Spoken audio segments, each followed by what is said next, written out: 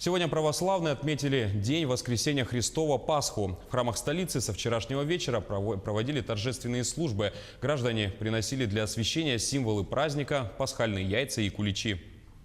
Благословляется, освящается ясно сия, окрепление воды все священное во имя Своей Сына и Святого Духа.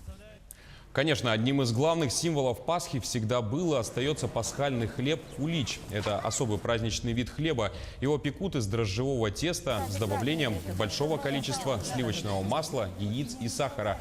С домашним куличом связано народное поверье, а именно, если кулич вышел удачным, то и в доме все будет хорошо. Что значит для горожан осветить еду в светлый праздник Пасхи? Вот одно из мнений. Еда, она стала, видимо, она освященная, и для меня она как будто вкуснее. Она какой-то приобрела какой-то свой вкус, что ли, более богатый, насыщенный. Это для меня лично.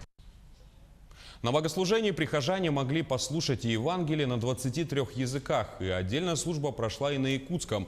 Пасха – это древнейший и самый важный для христиан праздник. Традиционно в храме Господня в Иерусалиме снизошел благодатный огонь. В Якутск огонь прибудет послезавтра. Верующие встретят его у памятника святителю Иннокентию рядом с Якутским духовным семинарием.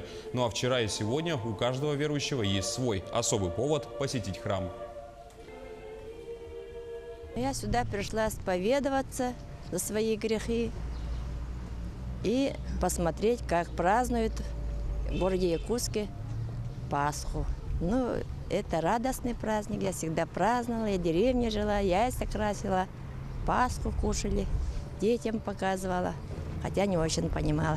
Грешенная я. Каждый год приходите? Да нет, вот первый раз сегодня пришла.